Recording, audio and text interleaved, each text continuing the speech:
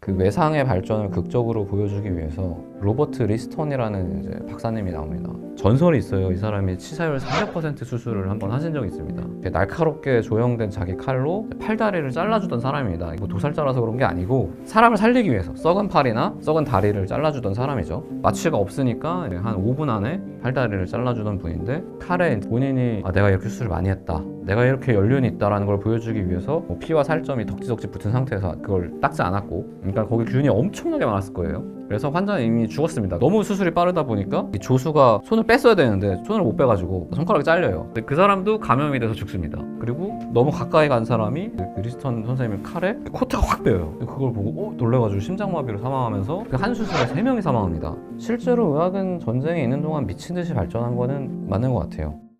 외상, 전쟁의 유일한 승자는 의학이다 라는 에피소드가 있습니다. 제가 개인적으로 되게 전쟁사를 좋아합니다. 전쟁 광이라서는 아니고, 전쟁이야말로 그 역사를 한 번에 팍 진행을 시키거나 아니면 아예 문명을 망가뜨려 버리거나 그런 결과를 보면서 이래서 지금 이렇게 된 건가? 라는 상상력을 되게 자극하는 것 같아요. 그리고 이제 그 사이에 아무래도 영웅들이 굉장히 많이 나오고, 특히 이제 20세기에 이제 2번에 걸쳐서 양차 대전이 있었잖아요. 세계가 이제 세계를 상대로 싸웠던, 이제 그 결과로 세상은 이제 다시는 그 전에로 돌아갈 수 없게 됐다고 저는 생각을 하는데, 지금도 그 전쟁이 끝났지만 냉전이라는 이름으로 수십 년을 싸웠고, 소련이 무너진 다음에도 뭐 자유주의 진영하고 권위주의 진영은 여전히 대립하고, 사실 우리나라 같은 경우에는 우리나라에 살고 있으니까 우리는 뭐 대충 또 넘어가겠거니 하지만 뭐 맨날 미사일 쏘고 맨날 위협하고 그러잖아요. 그런 위험 속에 살고 있게 된 결과물이 거기라고 생각을 하고, 사실 전쟁 자체에는 그래서 영원한 승자는 없다고 생각하는데, 이걸 보면서 그래, 승자가 있긴 있구나, 의학은 그래 전쟁을 통해서 언제든지 발전했구나 라는 생각이 들더라고요. 전쟁에 순기능이 있다라고 말하기에는 전쟁이 너무 많은 걸 파괴하니까 그렇게 말하는 건 좀 그렇지만, 실제로 의학은 전쟁에 있는 동안 미친 듯이 발전한 거는 맞는 것 같아요. 이 에피소드에 이제 그 외상의 발전을 극적으로 보여주기 위해서 로버트 리스톤이라는 이제 박사님이 나옵니다. 양반이 유명한 게 몇 가지가 있는데, 19세기 이제 영국 사람, 런던에서 주로 활동했던 외과 의사죠. 덩치가 이제 그때 이미 180이 넘었고, 그때 영국인 평균 신장이 165가 안 됐으니까 이 사람 그냥 거인이죠, 거인. 그냥 지금으로 따지면 한 195에서 2m 정도 되는 그런 느낌이었을 거예요. 그래서 그런 압도적인 힘을 가지고 날카롭게 조형된 자기 칼로 팔다리를 잘라주던 사람입니다. 이거 도살자라서 그런 게 아니고 사람을 살리기 위해서 썩은 팔이나 썩은 다리를 잘라주던 사람이죠. 마취가 없으니까 한 5분 안에 보통 이제 팔다리를 잘라주던 분인데, 전설이 있어요. 이 사람이 치사율 300% 수술을 한번 하신 적이 있습니다.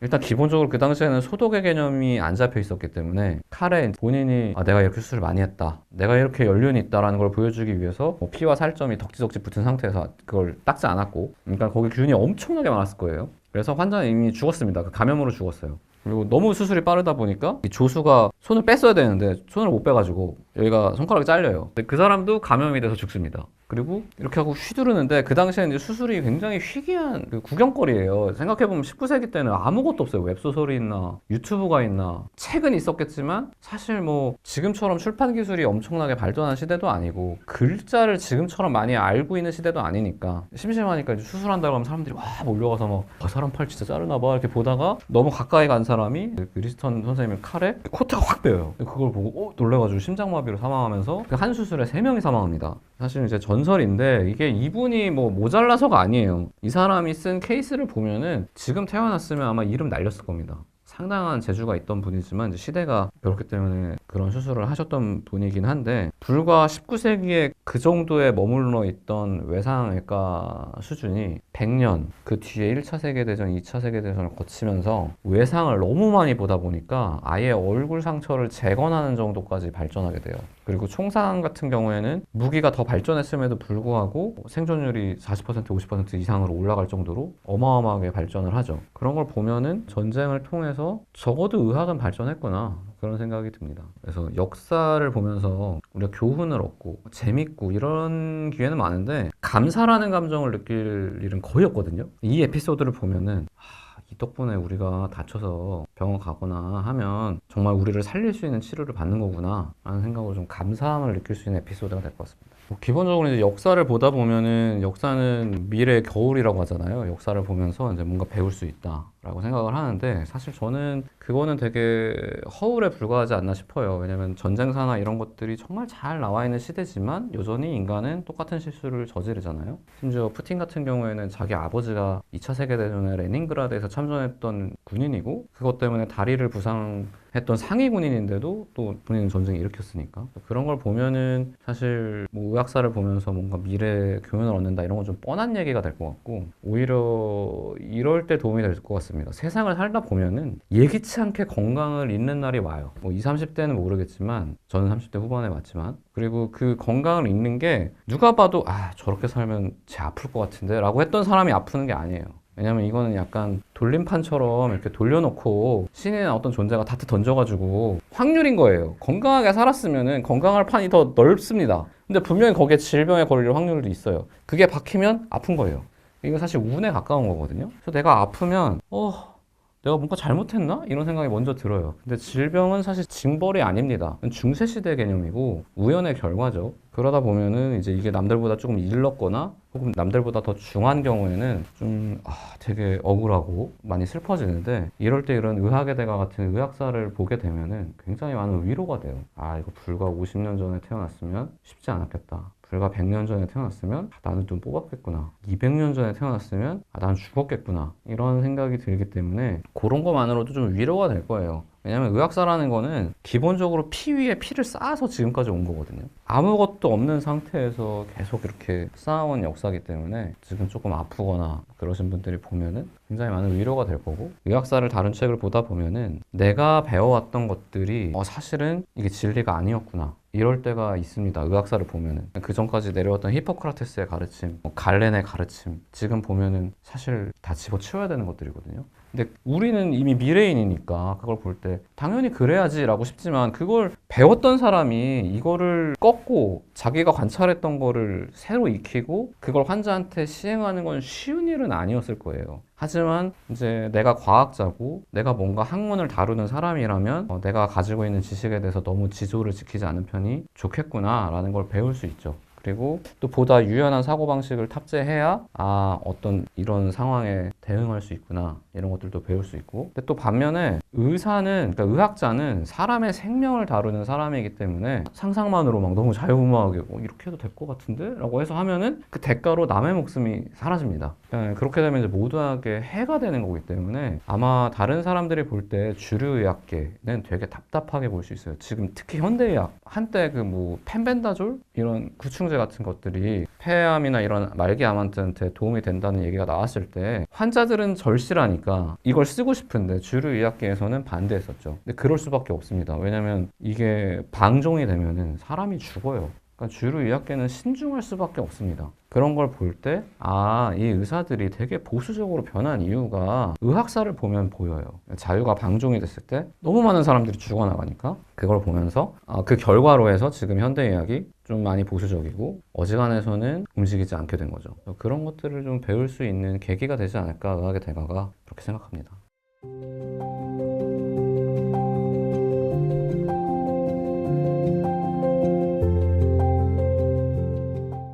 여기 나오는 의학의 대가들은 그 캐릭터들도 범상치가 않습니다. 지금 기준에서 보면은 저 사람 미친 사람 아닌가? 감옥 가야 되는 거 아닌가? 이런 생각이 들 사람들이 있어요. 심장을 열고 수술해야 되는 거잖아요. 근데 심장은 뛰고 있어요. 피가 통하는 상태에서 하면 안 되니까 위아래 대동맥이랑 정맥을 막고 수술합니다. 그러면 골든타임은 4분이에요. 심지어 마지막에는 오전 오후에 수술을 잡아놓고 오전에 실패하니까 이 소문이 퍼지면 이 사람 수술 못할 것 같아서 몰래 가가지고 수술해서 성공을 시키거든요. 6번째. 근데 그걸 해낸 사람들의 이야기다 보니까 저는 이거는 되게 오랫동안 기억에 남을 것 같아요. 추천합니다, 정말.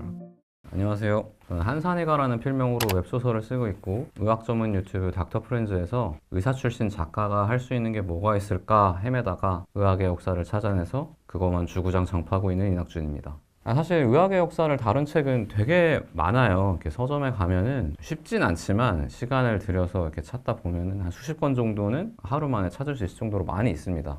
그리고 읽어보면은 다들 또 나름대로 유익하고 재미도 있어요. 왜냐면은 굉장히 충격적인 역사들이 있기 때문에 괜히 많은 책이 나온 건 아니구나 싶긴 한데 이렇게 몰입해서 읽을 만한 그러니까 하루 내가 이걸 보고 와 정말 재밌다 해서 빠져들어서 읽을 만한 책은 별로 없어요. 왜냐면 하나의 완성된 이야기가 아니고 그냥 되게 파편화된 역사들을 이렇게 나열하는 책들이 대부분이거든요. 근데 의학의 대가는 기승전결을 가진 하나의 이야기를 에피소드마다 다루고 있습니다. 심장병 이단아 라는 에피소드가 있어요. 이게 첫 번째 에피소드입니다. 제가 막 성의 없게 그냥 맨 앞에 있는 에피소드라서 고른 건 아니고 제가 봤을 때는 작가님이나 편집부에서 의도적으로 배치한 것 같아요. 이게 제일 충격적인 이야기로 구성이 되어 있거든요. 사실 심장이란 장기를 일반적인 사람이 이거 수술해보고 싶다라고 생각하기가 쉽지가 않아요. 제가 의사 경력이 그래도 10년 되거든요. 20년까지 제가 진료를 봤었으니까. 인터넷에서 5년, 군의관 3년, 그리고 이제 로컬에서 1년 반에서 10년이 있었는데 그동안 심장 수술을 본 건 딱 한 번 있습니다.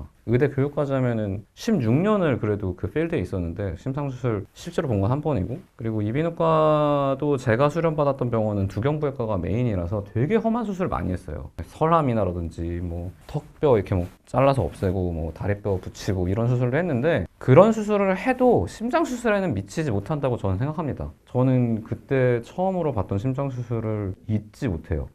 사람이 저런 거를 건드리는구나, 저거를 수술을 하는구나 라는 생각을 했을 정도로 엄두가 안 나는 장기인데, 그거를 지금보다 더 열악했던 시기에 건드린 사람들의 이야기잖아요. 왜냐면 지금 심장 수술은 그래도 기술이 많이 좋아져서 체외순환기를 돌리고 심장을 멈추고 수술을 하는데, 에피소드의 배경이 되는 시대에는 심장이 뛰는데 수술을 해야 되는 거거든요. 그러니까 비유가 적절할지 모르겠는데 자동차를 고쳐야 되는데 시동을 켜고 고치는 거고 시동이 꺼지면 죽어요. 그러니까 쉽지 않았겠죠. 그러니까 보통 사람이라면 건드릴 수 없는데 그거를 감히 건드린 사람들의 이야기니까 여기 나오는 의학의 대가들은 그 캐릭터들도 범상치가 않습니다. 지금 기준에서 보면은 저 사람 좀 미친 사람 아닌가? 감옥 가야 되는 거 아닌가? 이런 생각이 들 사람들이 있어요. 그러니까 말랑말랑한 시대의 의사들이 아닌 거죠. 근데 그걸 해낸 사람들의 이야기다 보니까 저는 이거는 되게 오랫동안 기억에 남을 것 같아요. 추천합니다, 정말. 처음에 심장을 건드렸던 사람들은 이런 사람들이었구나. 진짜 의학의 대가들이라는 말을 듣기에 충분하구나, 이런 생각이 듭니다. 이거 아마 서점에서 보셔가지고 이 챕터 보고 나면은 보통 사실 거예요. 궁금하니까 뒤에 이야기가. 저는 사실 이제 직접 수술했던 외과 의사들이 더 충격적이었을 거라고 생각을 했는데, 찰스 베일리라고, 이분이 사실 심장 수술의 아버지입니다.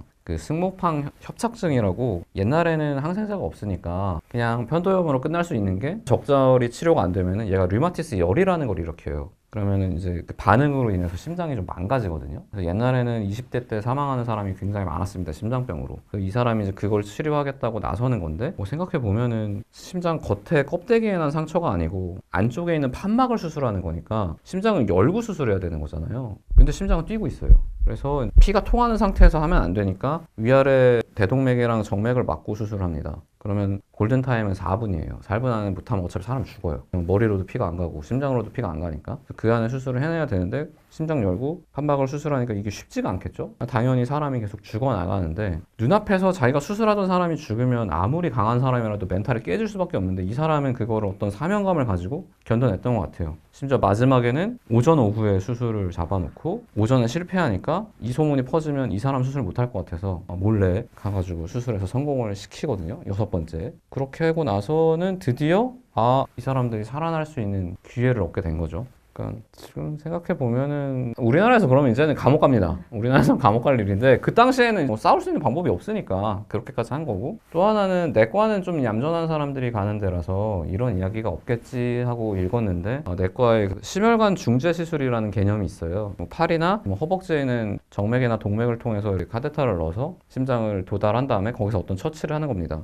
그거는 전 되게 한참 뒤에 일어났을 일일 줄 알았는데, 그거를 1920년대 이미 시도는 했더라고요. 아무도 안전한지 안 한지 확인하지 못할 때 자기 몸으로 실험을 해가지고 해보니까 되던데? 이렇게 하던 사람들 덕분에 지금 정말 수많은 사람들이 관상동맥 질환이나 이런 게 생겼을 때 가슴을 열지 않고 중세 시술만으로 살아나게 된 거죠. 그런 걸 보면은 역시 미친 사람들이 역사를 바꾸는구나, 심장은 유독 더 그랬구나, 이런 생각이 들죠. 제 생각에는 광기에 가까운 것 같습니다. 사명감은 아닐 것 같아요.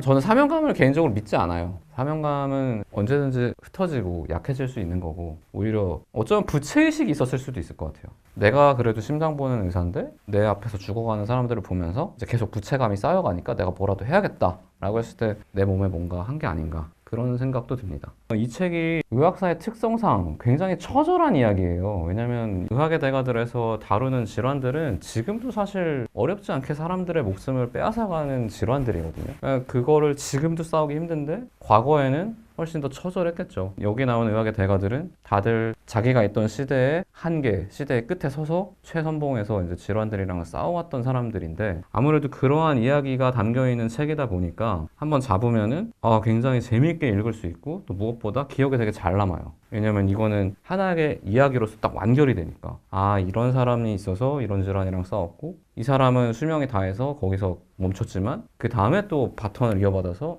이 대가가 또 싸우고 또 싸우고 또 싸우고 그래서 꼭 무슨 이어달리기처럼 지금까지 이어져 온 건데 보다 보면은 뭐 역사 좋아하는 사람 당연히 재밌어 할 거고 의학을 좋아하는 사람 당연히 재밌어 할 겁니다. 의학을 좋아하는 사람은 많지는 않을 것 같긴 해요. 우리나라에는 대중의학이라는 개념이 사실 자리가 잡혀 있지 않기 때문에 그러니까 대중과학은 과학 커뮤니케이터 분들이 되게 일찌감치 활동을 하셔가지고 굉장히 그냥 일반인이고 그냥 전혀 과학이랑 상관없을 것 같은데 취미로 과학서적 읽고 공부하고 하시는 분들 많은데 의학은 그렇지 않거든요. 사실 어떻게 보면 의학이 우리 실생활이랑 훨씬 접해 있는데 그게 좀 안타깝긴 합니다. 이번 기회에 한번 이걸 통해서 의학의 대가를 통해서 의학이 되게 재밌구나. 이거 그냥 동떨어진 일인 줄 알았는데 나랑 되게 가까운 그런 일이구나 라는 거를 알 수 있을 것 같아요. 그래서 아까 말씀드렸듯이 역사 좋아하시는 분, 의학 좋아하시는 분, 그리고 거대한 악과 싸우는 이야기를 좋아하시는 분들이라면 누구나 재밌게 읽을 만한 책이라고 생각합니다.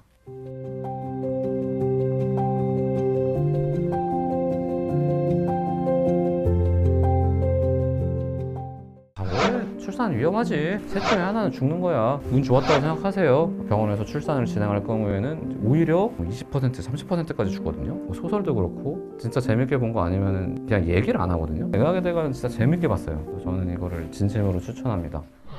지금 사실 우리나라가 쉽지 않죠. 인구가 일단 2020년 기점으로 줄고 있고 작년 4분기 출산율은 0.65고 반등할 것 같지가 않아요. 정부에서 항상 발표하는 자료 보면은 꼭 내년부터 인구가 늘어요. 2050년 전망. 그럼 항상 2024년까지는 줄었다가 이렇게 늘어가지고 그려놨는데 저는 그럴까? 그런 생각이 들거든요. 이게 그만큼 우리가 진짜 쉽지 않은 세상을 살고 있고 특히 지금 20, 30대, 10대는 더 그럴 거고 좀 정말 쉽지 않은 세상을 살고 있구나라고 느껴지는데 제가 이제 운이 좋아가지고 지는 제주에 비해서 좀 유명해지다 보니까 강연에 이렇게 불려갈 때가 있어요. 그러다 보면은 꼭 말미에 청년분들을 위한 조언을 좀 해주십시오 이렇게 하거든요. 특히 국가기관에서 하는 강연 가면은 꼭 그걸 물어봐요. 되게 곤란하게. 그러면 이제 말문이 턱 막혀요. 그래서 앞으로 더 잘 살 수 있을까? 이 사람들한테 내가 무슨 말을 해줘야 되지? 그런 생각이 들어요, 저는. 그러니까 저 때만 해도 지금보다 훨씬 나았다고 생각하거든요. 근데 지금 20대는 어떡할까라는 생각을 하는데 적어도 이 책에 나오는 의학의 대가한테 물어보면은 이 사람들은 입이 근질근질 할 거예요. 진짜 나 때는 시대거든요. 지금 우리가 정말 쉽지 않은 시대를 살고 있지만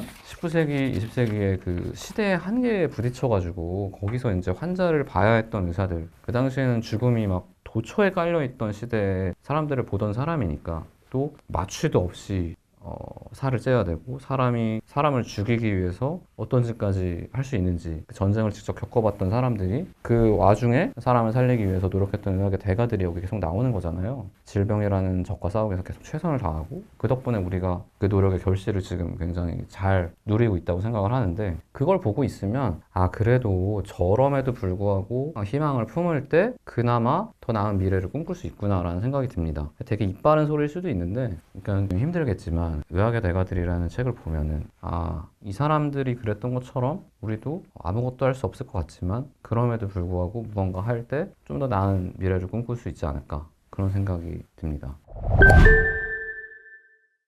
사실 출산은 이제 인간은 직립보행을 하기 때문에 다른 동물들에서 되게 위험할 수밖에 없어요. 동물농장이나 이런 거 보면은 개나 소나 이런 애들은 새끼를 막 숨풍숨풍 낳잖아요. 그냥 막 저렇게 똥 싸듯이 낳나? 이러면서 막 팍팍 나오잖아요. 근데 사람은 그러기가 쉽지가 않습니다. 왜냐면 걸으니까 골반이 앞뒤로 되게 좁아지고 그리고 다른 동물들은 골반이 하는 역할이 사실 허리랑 뒷다리를 연결해주는 역할이에요. 근데 우리는 그 외에 상체를 지탱해주는 역할까지 하다 보니까 형태도 다르게 생겼습니다. 그러다 보니까 이제 출산이 굉장히 위험한 행위가 되는데 별도의 의학적인 도움이 없이 그냥 출산을 하면은 사망률이 7%예요. 그러니까 임신하고 아이를 낳는 게 당연하지 않았던 시대가 지금 같은 시대보다 훨씬 깁니다. 게다가 의사들이 잘못된 위생관념을 가지고 병원에서 출산을 진행할 경우에는 오히려 7%보다 더 올라가죠. 20%, 30%까지 주거든요. 모두가 이제 다 왜 출산 위험하지? 셋 중에 하나는 죽는 거야. 운 좋았다고 생각하세요. 이렇게 하던 시대에 그럴 리가 없다는 생각으로 세밀한 관찰을 통해서 아직 균에 대한 개념도 없어요. 그러니까 우리한테 감염을 일으키는 병원균이 있다는 것도 몰라요. 그런 상황에서도 이거 뭔가 우리의 더러운 손이 저 산모들을 아프게 만들고 죽이는 것 같다 라는 걸 밝힌 사람이 있습니다. 이게 제멜바이스거든요. 결과적으로 제멜바이스는 근데 실패했어요. 이 사람이 손을 씻으면 산모들이 덜 죽고 훨씬 안전하다는 거를 확인했지만 그때 당시에는 그게 되게 급진적인 주장이라고 생각했고 동료 의사들은 이 사람이 사실 쫓아다니면서 막 너 손 씻었어? 너 손 씻었어? 막 그러면서 손도 막 비누 같은 것도 아니고 막 이상한 거 막 염화석회 같은 거 손 아픈 걸로 막 자꾸 이렇게 닦으니까 얘가 이거 미친 거 아닌가? 라고 생각을 하게 돼서 그 사람이 사실 나중에 보고서에서 되게 쓸쓸하게 숨을 거두거든요. 실제로 그래서 이제 병원에서 손을 씻어야 된다는 게 정립된 거는 이 사람이 죽고 나서의 일이에요. 하지만 지금 와서 보면 제멜바이스가 진짜 영웅인 거죠. 아무것도 없던 시대에 누구도 손을 씻어야 된다고 생각을 안 할 때 그 개념을 만들어낸 거니까. 그래서 저는 이런 실패한 영웅이 오히려 더 가슴을 울린다고 생각해요. 제갈량이 지금까지 사랑받는 이유가 사실 북벌을 실패해서라고 저는 생각하거든요. 사람이 북벌해가지고 막 했으면 좀 재미없었을 것 같아요. 근데 제멜바이스가 실패했지만 그 사람의 이제 가르침은 남아서 지금은 뭐 병원에서 일하는 사람이 손 왜 씻어야 돼요? 그러면 이제 보통 잘리죠. 그러면 이제 얘는 안 되겠다 이렇게 되는 거죠. 그러니까 저는 병원에서는 항상 심지어 병원에는 암행어사도 있어요. 사복 차림에 그 직원들이 돌아다닙니다. 의료진이 진짜로 손 씻는지 안 씻는지 주기적으로 계속 검사해요. 그래서 모니터링 해가지고 계속 올리거든요. 뭐 무슨 과 이땡 누구 뭐 손 씻는 뭐 비율 뭐 90% 누구 75% 이렇게 해서 보고 계속 올라와요. 손을 씻어야 되는 거는 당연한 정도가 아니라 그냥 의무입니다. 의무. 그래서 그게 당연하다고 생각하고 살았는데 이걸 보니까 병원에서 그러지 않았던 시절이 있었던 거죠. 그걸 이렇게 만들어준 게 제멜바이스고 그런 영웅이 있었다는 거를 배우게 된 에피소드라서 굉장히 인상 깊었습니다. 예를 들어서 병원 가면 회진 돌잖아요. 그러면 환자분들을 검진하고 그 다음 환자를 보잖아요. 지금은 보기 전에 손 씻고 보고 나서 손 씻고 이 환자 보기 전에 또 손 씻고 이렇게 하게 돼 있습니다. 그래서 병원을 보면 침대마다 이렇게 알코올 붙어 있는 게 이 사람은 보기 전에 항상 손 씻고 보고 나서 손 씻으라는 거예요. 현대의학은 이제 항생제가 많이 나왔으니까 병원에 입원해 있는 환자분들은 이제 슈퍼박테리아들이 있어요. 근데 그거를 의사가 손을 안 씻고 하고 가서 만지면 슈퍼박테리아가 계속 퍼지는 거잖아요. 그럼 사실 이제 병원에 입원해 있는 환자들은 안 그래도 몸이 약한 상태인데 팬데믹 만드는 거죠. 안에서 그냥 내가 페이션트 제로 돼가지고 의사가 퍼뜨리게 되는 거니까 저는 어떤 약품이나 이런 것보다 이런 관념이 더 중요했던 것 같아요. 손은 씻어야 된다 이런 거. 그리고 어떤 실험을 할 때 그러니까 약물 같은 거 새로 나왔을 때 실험을 할 때 동물 실험부터 해야 된다. 실험실 실험부터 해야 된다. 이것도 잡힌 지 얼마 안 됐거든요. 이것도 1950년대 이후에나 그래야 되는 거예요? 약간 이렇게 된 거니까 그전에는 인체 실험에 별로 위화감을 못 느꼈고 심지어 50년대 60년대까지도 우생학이 있으니까 얘는 열등한 인간이잖아. 얘한테는 해도 될 것 같은데? 그러니까 뭐 미국 같은 경우에는 해도 뭐 흑인이나 지적장애나 뭐 비민 같은 경우에는 수시로 그냥 인체 실험 했거든요. 뭐 매독 실험도 이미 매독 치료가 있는데도 그거 보면서 관찰하는 경우도 있고 방사능 주사해가지고 어떻게 되는지 보는 것도 있고 근데 그 개념이 이제 잡혀서 지금은 인체 실험을 하고 싶으면 임상 시험을 하고 싶으면 그 전에 근거 만들어 와라. 이게 안전한지 보고 안전한 약이면 안전한 용량을 확인하고 그 용량으로 썼을 때 이전의 약보다 효과가 있는지 거기까지 확인을 해야 임상 시험으로 넘어갈 수가 있어요. 신약 개발이 그래서 더 어려워지긴 했는데 의미 있는 신약을 만들려면 그렇게 해야 되는 거죠. 그런 관념들이 더 중요한 것 같습니다. 좀 약간 이런 거 보면 이제 노파심이 들어요. 그러니까 제가 또 의학 역사 하고 있으니까 댓글에 맨날 달리거든요. 100년 뒤에 우리를 보면은 세상에 이런 일을 했다고 이렇게 하는 거 아닐까? 뭐 이렇게 댓글이 엄청 달리는데 사실 저도 가끔 그런 생각이 들 때가 있어요. 아마 분명히 그런 말을 들을 만한 치료도 있을 겁니다. 문제는 이제 그게 뭔지 지금 시점에서는 알 수가 없다는 건데 지나치게 걱정할 필요는 없다고 생각해요. 이제 이 당시에는 의학뿐만 아니라 뭐 통계학도 발전하지 못했고 교류도 하지 않았으니까 어디서는 제대로 된 치료하고 있는데 여기서는 안 하고 이런 경우가 되게 많았거든요. 근데 지금은 충분한 근거와 통계가 뒷받침되지 않으면 치료를 할 수가 없어요. 만약 그런 짓을 하면 이 사람은 퇴출됩니다. 엄청난 비난을 받고 안 좋은 경우에는 형사처벌까지 가겠죠. 그렇기 때문에 지금은 사실 막 얼토당토 않는 치료가 진행되고 있지는 않을 거예요. 물론 그럼에도 불구하고 100년 뒤에 보면은 이런 짓을 했다고? 이렇게 할 수도 있지만 지금 저는 현대의학은 꽤 신뢰할 만한 학문이 됐다고 생각을 하거든요. 그래서 일단 너무 걱정은 안 하셔도 된다. 지금 우리가 받고 있는 치료는 그래도 적어도 지금까지 시대에서는 가장 좋은 치료를 받고 있는 거고 아마 후대에 봐도 저 시절에는 저게 가장 그나마 할 만한 치료였을 거다라는 평가를 받으면 받았지 왜 저런 짓을 했지? 이렇게는 안 할 것 같아요. 그 걱정은 좀 덜어놔도 될 것 같다고 생각합니다. 뭔가 의학도 좀 어려워 보이고 역사도 이제 원래 좋아했던 사람이 아니면 좀 낯설게 느껴질 수가 있는데 사실 의학의 역사에 대한 거는 우리가 의학을 배운다든지 역사를 배운다든지 할 때 가장 접근성이 높은 역사라고 생각합니다. 왜냐면 지금 우리가 어떤 치료를 받고 있는지 우리는 대강 알잖아요, 사실. 의학 드라마만 봐도 요새는 수준이 많이 올라갔거든요.